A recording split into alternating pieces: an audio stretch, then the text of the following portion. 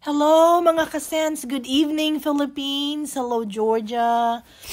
Ito na po yung ating recipe ng sushi bake or baked sushi. So, ayan po, let's go through the ingredients. We have sushi rice, 1.5 cup ng sushi rice. Lutuin lang natin like cooking a regular rice. 2 tablespoon of mirin, 2 to 3 tablespoon of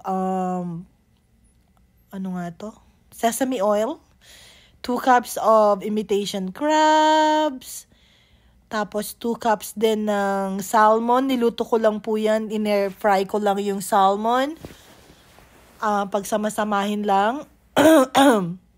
Unahin muna natin yung topping. So, salmon muna, sushi, imitation crab, cream cheese, mayonnaise, tapos, lagyan natin ng spring onion. So, pagsamasamahin lang. Parang gumagawa lang tayo ng paste. So, pagsamasamahin lang siya.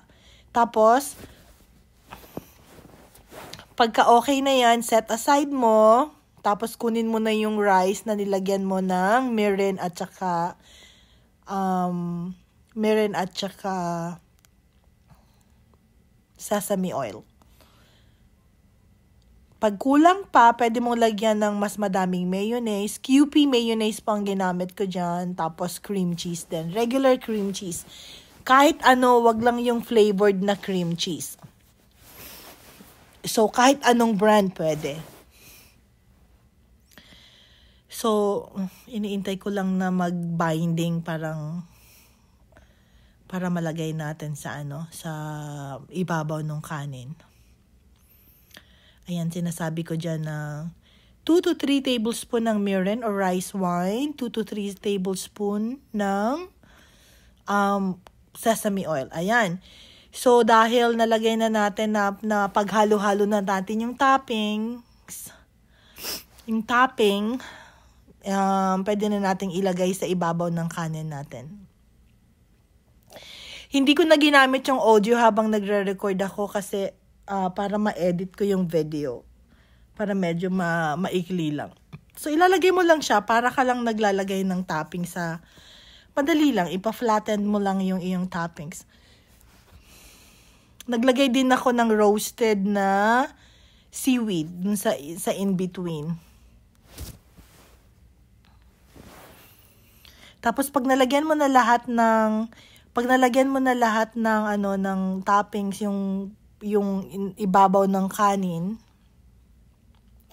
So, bahala na kayo kung gusto nyo ng mas manipis yung kanin, mas makapal yung topping, or mas manipis yung topping, makapal yung rice. Bahala na.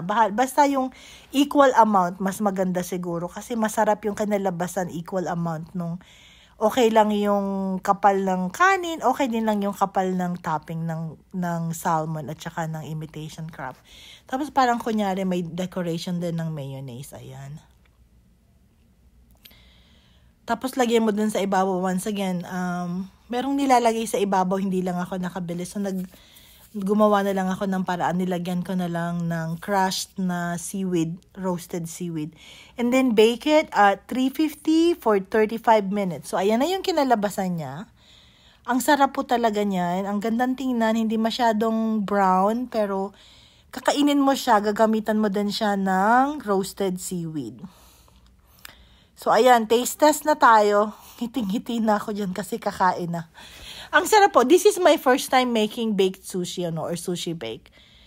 First time kong try. Okay naman, masarap. Na-enjoy ko. I gave some to one of my friends.